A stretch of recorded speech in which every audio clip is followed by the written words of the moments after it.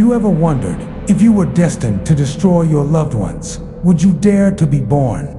This is the story of Perseus, not just an ancient Greek hero, but a symbol of the will to overcome fate. His story begins not with victory or glory, but with the fear of a king and the tears of a captive mother. Imagine you are Danae, a young princess, locked in a sealed bronze tower, with no light, no friends, no hope. Why? Because your father, King Heracles, feared that his descendants would be the ones to bring him to his death. So he made his daughter a prisoner to prevent that from happening. But Greek mythology never lets fate be predictable. Just when Danae thought she was doomed to be buried in solitude, a miracle happened. From the sky, a rain of gold fell, not real gold, but the incarnation of Zeus, the ruler of Olympus. In that moment, in the midst of her loneliness and despair, a ray of divine light touched her life. And from that moment, Perseus was conceived, a child who should not have been born, but who was humanity's only hope against evil. From the wooden chest floating on the sea, to the cold head of Medusa in his hand, Perseus is more than just a hero. He is a symphony of fate, love, rebellion, and divine light. And today, we will turn each chapter of that legend, where men dare to defy the prophecies of the gods, and carve their names into eternity. Fate begins with a prophecy. It all began with a fear, an obsession that many people at the time believed was inevitable. Prophecy. In the rich and powerful kingdom of Argos, King Heracles, a powerful but also insecure man, became increasingly concerned about the future of his throne. He had it all: land, army, glory, but no son to succeed him, only a daughter named Danae. And like every king, he went to the temple of Apollo at Delphi, where the oracles delivered the words of the gods, hoping to find an answer to the burning question in his heart. Could he hope to have a male heir? The answer came like a cold sentence. You will be killed by your own grandson, the son of Danae. Not a son, but a grandson, an unborn life, a being not yet formed, destined to be his nightmare. The prophecy was not a warning, but a knife hanging over his head. Heracles leaves the temple of Delphi with sunken eyes, no longer a mighty king, but a father afraid of his own son. In panic, he made a daring decision to lock Danae in a fortified bronze tower, where no light could penetrate, where no one was allowed to enter. He believed that if Danae could not have contact with any man, she would never have children. No children meant no grandchildren, and no grandchildren meant the prophecy would never come true. The bronze tower, which was supposed to house her enemies, now became a golden prison for the king's own blood. Danae, a princess as beautiful as the morning sun, had only 4 cold walls and whispered prayers every day. No friends, no freedom, no hope. But fate could not be locked in a tower. While Heracles tried to defy the prophecy by imprisoning her, Zeus, the king of the gods on Mount Olympus, was watching. Zeus has long been known to intervene in human affairs, sometimes to help, sometimes out of affection, sometimes even out of curiosity. But this time, he was drawn to the beauty and loneliness of Danae, a being bound by fear of her father. Zeus did not appear as an eagle, a wind, or a warrior. He chose to transform himself into a golden rain, silently passing through the dome of the bronze tower, falling like the first rays of the morning sun, gently touching Danae. No one knows what really happened that night, but from a warm dream, Danae awoke, carrying within her a new being. Soon after, she gave birth to a beautiful baby boy named Perseus. The child was not only the result of divine intervention, but also a symbol of love, miracles, and the paradoxes of fate. Even though imprisoned, even though there was no door to the outside world, fate still found a way in. When Heracles discovered that Danae had a child, he fell. Doubt. The prophecy was beginning to come true. But he did not dare kill Danae or the child, for fear of offending the gods, especially if it was indeed Zeus's child. Instead, he chose the more moral way, put mother and child in a wooden chest, and set them adrift at sea. The act was tantamount to a death sentence. The sea was vast, fierce, and cold, and had no mercy on the weak. But fate intervened once more. Just when it seemed that Dano and the child would be forgotten, a miracle occurred. The chest was not broken by the waves, nor swept out to sea. Instead, it drifted to the island of Siriphos, where a kind-hearted fisherman named Dictys found them and saved them. There, Perseus was raised as an ordinary child, but with the blood of both man and God flowing through him. And it was here that his extraordinary story began. Perseus was not born into ordinary circumstances. There was no palace, no throne. He was the child of fear and destiny, of a panicking king and a mighty god. From a wooden chest adrift in the ocean, he survived, and from the rain of gold, he was lit up as a ray of hope in a troubled world. Fate can make you tremble, but sometimes it is from that fear that great men are born. And he, Perseus, did not know that in the future, he would not be just a child who survived. He would become the first hero of mankind to defeat mythology, behead Medusa, save Princess Andromeda, and write one of the most glorious chapters in the history of Greek mythology. Salvation on the island of Siriphos, the beginning of a glorious destiny. The sea, which is known to be cruel, today becomes the starting place of a legend. The fragile wooden box, drifting in the middle of the ocean, was not drowned by the fierce waves, nor was it smashed against the reefs. It just like that, guided by an invisible hand, drifted to a small, peaceful island in the middle of the Aegean Sea, the island of Siriphos. On that island, there lived a gentle fisherman named Dictys, who lived a simple life in his small boat. One morning, while walking along the beach to check his nets, he discovered a wooden chest washed ashore. When he opened it, he could not believe his eyes. Inside was a young woman holding a newborn baby. They were still alive, but exhausted after many days at sea. Without hesitation, Dictys carried the mother and child home to care for them like family, not knowing where they came from, not caring about their noble identities. He only knew that those in need must be helped. That is the morality of a good person. Perseus grew up by the sea, without a throne or a palace, but with the sincere love of his mother and the protection of his uncle Dictys. He had no idea of his special origin, and even less of his predetermined fate. He learned to row, fish, and train his strengths like any other island boy. But there was always something deep in his eyes, as if his soul was waiting to be called to a greater journey. But peace did not last forever.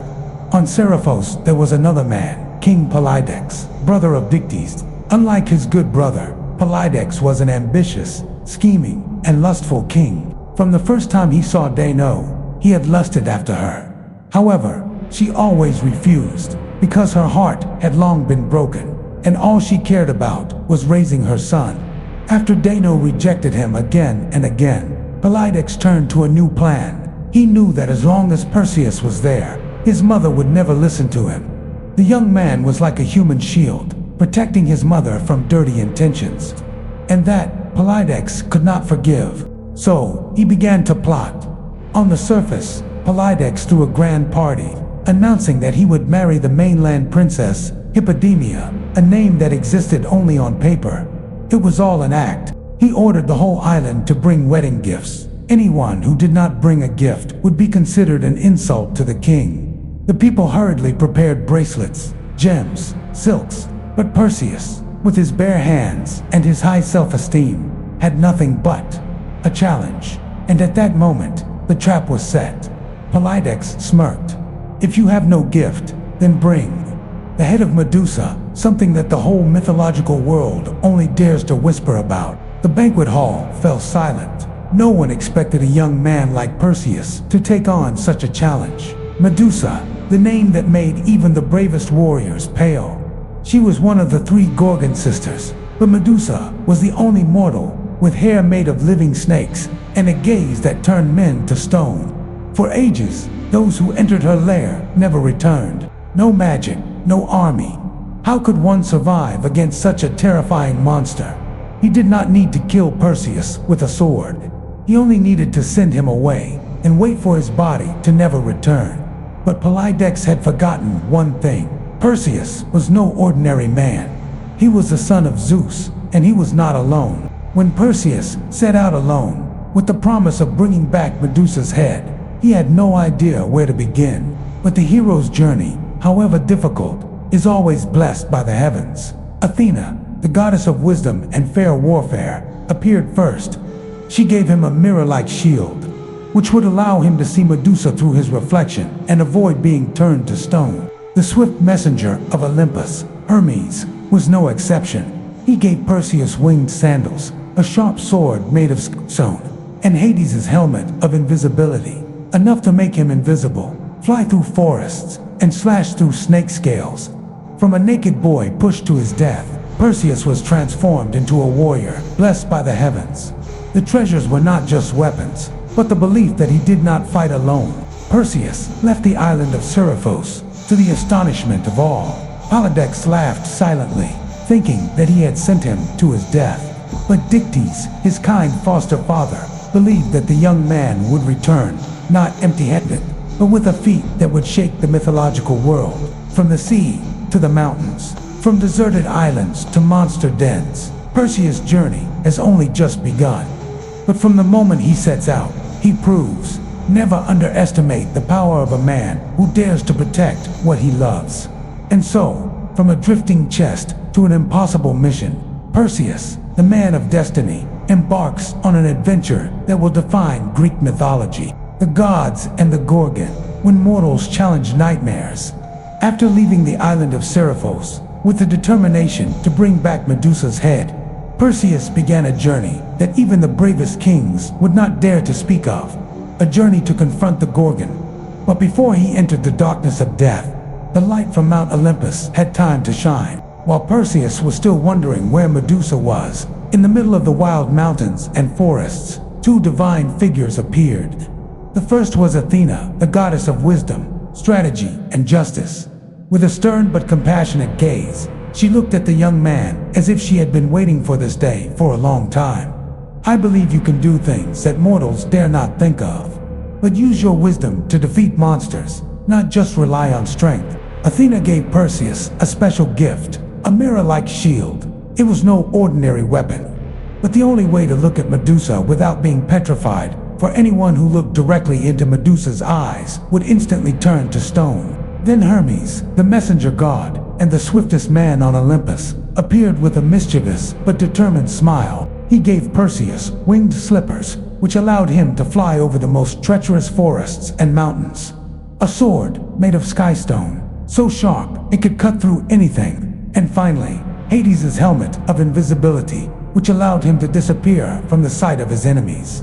Now, Perseus was no longer a boy tricked into an impossible task. He was the one chosen by the gods to confront the most terrifying monster in ancient Greece. Despite his weapons, Perseus still had no idea where Medusa's lair was. To find out, he had to seek out the three Greek sisters, Medusa's strange sisters, who shared only one eye and one tooth. The Greek lived hidden at the edge of the world, in caves filled with mist and cold winds. When Perseus arrived, he did not attack. He hid in the shadows, waiting for the right moment for one of the three to exchange eyes, then pounced. The three sisters screamed, begged, and threatened, but Perseus only said gently, "Show me the way to Medusa's cave, and I will give you your eyes back."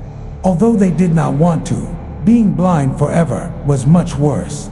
Finally, they revealed Medusa's cave was located at the western end of the world, where the sun never shines, a dead, desolate land where evil sleeps. Perseus kept his word, returning the eyes to the three sisters, then soared into the sky in his winged slippers, flying towards his destiny. Medusa's lair was unlike any place Perseus had ever seen. There was no sound of birds, no breeze, only eerie silence and stone statues scattered everywhere. But not real statues. They were the unfortunate people who had entered, turned to stone forever. After looking into Medusa's eyes, Perseus landed as light as a feather. He did not look forward, but kept his eyes fixed on the inside of the mirrored shield Athena had given him. Everything was reflected in it, even a strand of snake hair slithering lightly across the stone floor. Medusa, a monster who was once a beautiful woman, was punished by Athena for having an affair with Poseidon in her temple. Now, she is the embodiment of anger, cursed to live a life of loneliness and death. Medusa sensed the presence. She turned her head, her deadly gaze swept across the cave. But Perseus remained calm, watching the mirror, waiting for the exact moment she turned her back. In that split second, he swung his sword. The adamantine blade sliced through the air, plunging down like a bolt of lightning. With one strike, precise, decisive, Medusa's head fell, the snakes in her hair screeching one last time before dying. As soon as Medusa's head was separated from her neck, a miracle happened. From the blood that spurted on the cold stone floor, to creatures never seen before in this world were born. 1. Pegasus, a pure white horse, with large wings, galloping like the wind, with the shape of a dream. It neighed loudly in the night, as if signaling the birth of a new era. 2. Chrysaor, a young warrior, born in the light of blood, carrying the mystical power of gods and monsters. From the death of Medusa, a once trampled, cursed being, a beautiful and majestic life was born. That is the bitter but wonderful lesson that Greek mythology always conveys. Even from darkness, wonders can still arise. Soon after, Medusa's two remaining sisters, Steno and Euryale, screamed in pain, shaking the whole cave as if it was about to collapse. They rushed forward, looking for the one who killed their sister. Perseus did not hesitate, put on his invisibility helmet, and took to the sky with his flying slippers, disappearing from the enemy's sight. Behind him was a piercing scream. In front was the vast sky, and a monster's head dripping blood from its leather case. Perseus had not only survived, he had done the unthinkable. A mortal had faced a demon and won. But this is not the end. Medusa's head is now a weapon, an instrument of justice, one that will overthrow the wicked and save the innocent, paving the way for Perseus to save Princess Andromeda, confront the scheming kings, and write the final chapter of a legendary epic. The story of Perseus is not just about defeating evil. It is about one man's journey, overcoming fear, confronting darkness, and bringing light back to the world, saving Andromeda when love is born in the desolate. Over the blazing African sky, Perseus spread his wings on the winged sandals of Hermes. In his hand, the leather bag containing Medusa's head still bled. The deadly gaze within could petrify the world. He had accomplished the impossible. But fate had not yet allowed him to return. For down there, on the shores of Ethiopia, a horrifying sight awaited him. From above, Perseus saw a beautiful young woman bound with iron chains, wearing only a tattered cloak, pinned to a rocky outcrop in the midst of the raging waves. The sea wind howled.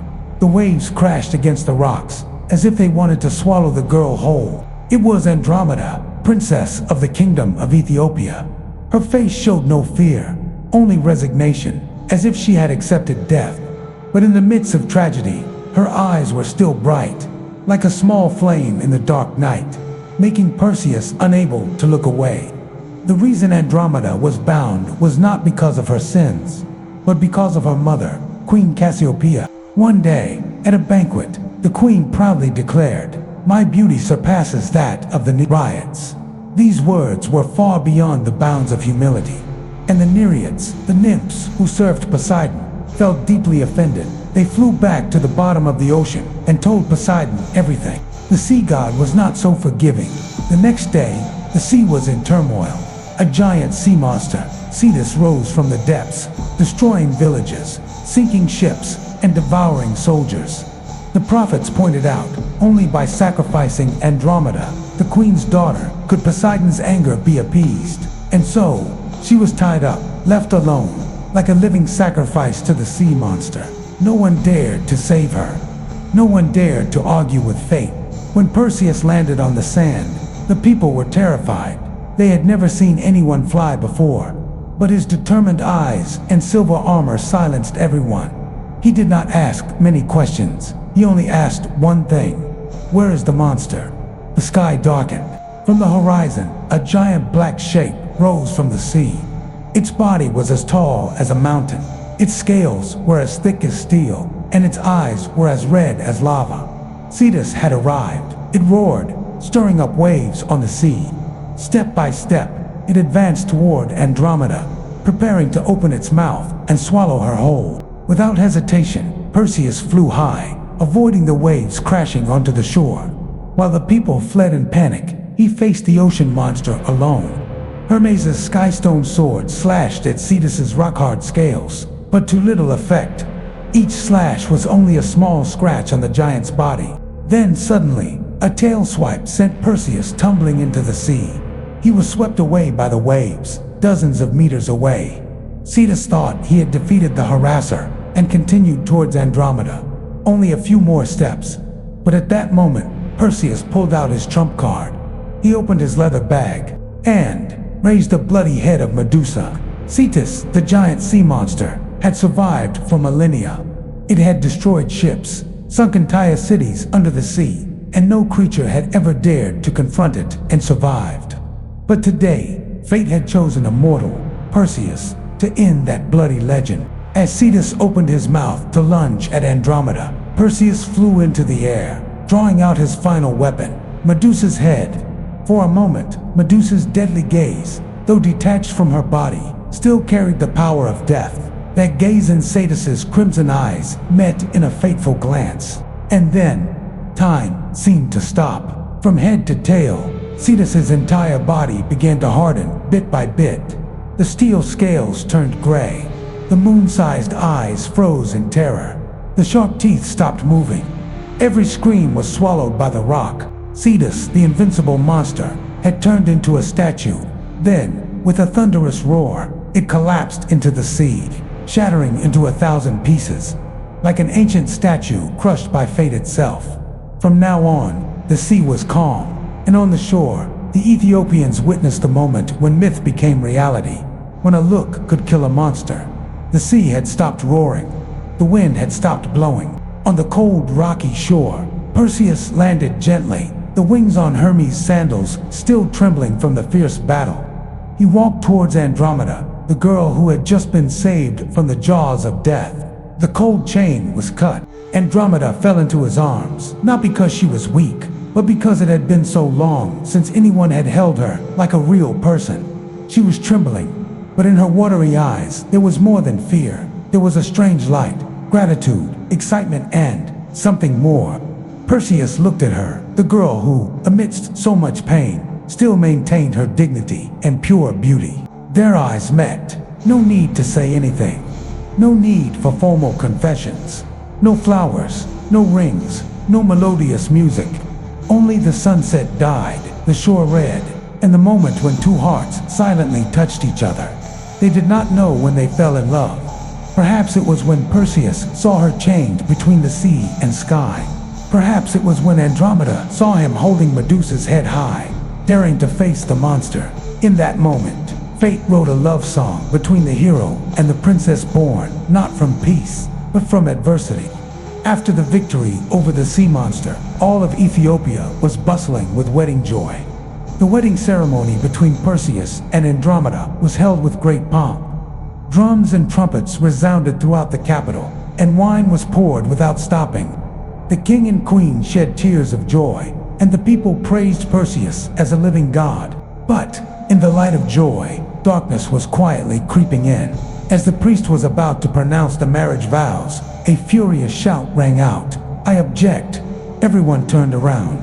The one who rushed in was none other than Phineus, Andromeda's cousin, the one who had been promised to her. His face was red with anger, his eyes flashed with fire. Behind him were dozens of soldiers with swords, ready to spill blood. "I am the legitimate fiancé. Who is this foreigner who stole my wife?" The atmosphere in the wedding hall froze, but Perseus remained calm. Without saying much, he took out the leather bag and held up Medusa's head. A deadly gaze flashed. Phineus and his soldiers had not yet finished screaming when they turned to stone, forever immobilized in anger, hatred, and arrogance. The hall was silent. No further warning was needed. From that day on, the name of Perseus was known everywhere, not only as a hero, but also as a man who touched fate and shaped destiny. Perseus, the boy who was thrown into the sea with his mother in a wooden chest, who wandered on a deserted island, who faced death at every step, has now found the most precious thing, true love, and a reason to continue fighting. with Andromeda by his side. He is no longer a lonely man fighting against fate, but a man with a heart warmed by love and faith. Andromeda, the girl who was once considered a sacrifice, was the light that saved Perseus' soul. She did not love a hero with glorious achievements, but loved the real person in him, the one who dared to fight for life, justice, and love. After the wedding, they did not choose to live comfortably on the Ethiopian throne. Instead, Perseus took Andromeda back to Seriphos, the island where his mother Dano was imprisoned, where King Polydex still sat on the throne with dark schemes. Perseus knew that the journey was not over. There were old debts that needed to be settled, not by sword, but by the eyes of truth. And so, the story of Perseus did not end with a happy ending. It had only just begun. After returning to Seriphos with Andromeda, Perseus was no longer the little boy who was thrown into the sea, but a hero from legend. He returned not to reclaim his glory, but to reclaim justice for his mother. The evil King Polydex, who had tried to rape Dano, was shocked to see Perseus alive. He thought he had died on his journey to find Medusa's head. But now, the person he wanted to eliminate stood before him, holding the weapon of the gods, his eyes turned to stone. Without warning, Perseus raised Medusa's head, and a deadly gaze instantly spread. Polydex and the entire court of his accomplices turned to stone, forever imprisoned in the gaze of sin. He gave the throne to Dictys, the kind fisherman who had saved his mother and son. Then, together with his mother and wife, Perseus left Seriphos to return to his hometown of Argos, where fate was still silently awaiting his footsteps. There, a great sports festival was being held to commemorate King Heracles, Perseus' grandfather, who was so afraid of the prophecy that he threw his mother and son into the sea. No one recognized the muscular young man who strode into the arena. He did not come for revenge, nor did he care about fame. He only participated in a discus-throwing event, like any other athlete. But then, the discus flew away. A powerful throw, seemingly unintentional, but it flew off course, straight towards an old man standing outside the boundary of the stands. A dry pop sounded. The man fell. It was Heracles, Perseus' grandfather. And so, the prophecy of the past came true. Not because of hatred, not because of resentment. It was just. Fate chose the right moment to remind people that no one can escape fate. Perseus, terrified and heartbroken, refused to inherit the throne of Argos, believing that he could not rise from the death of a loved one, even one who had tried to kill him. He gave the kingdom of Argos to Megapenthes, son of his uncle Proetus. He, along with Andromeda and Dano, retired to Tiran, where they founded a new dynasty, one filled with kindness, justice, and peace. Perseus, the boy who was once trapped in a wooden chest, drifting in the middle of the ocean, is now a living legend. But what made him great was not just his heroic deeds, but the choices he made at the crucial moment. He could have sat on the throne of Argos after the prophecy came true. But no, Perseus refused, because he understood that a throne built on pain and death, even if it was fate, could not be the beginning of justice. He chose to step back, give the throne to the legitimate line, and become king of Tyrants, where he began to write a reign of kindness and awareness. But that was not all. From the blood of Medusa, once a symbol of death, was born Pegasus, the divine horse that soared into the sky. From the head of Gorgon, once the embodiment of terror, came the heroes of the future, the mighty Heracles, the graceful Helen, the immortal Castor and Pollux. Perseus' legacy is not in stone statues, but in a timeless message. We cannot escape fate, but we can choose to face it with a brave heart and make it a part of our true values. And so the name Perseus lives on, not only in myth, but in the hearts of those who dare to go against the wind, to rewrite their own destiny.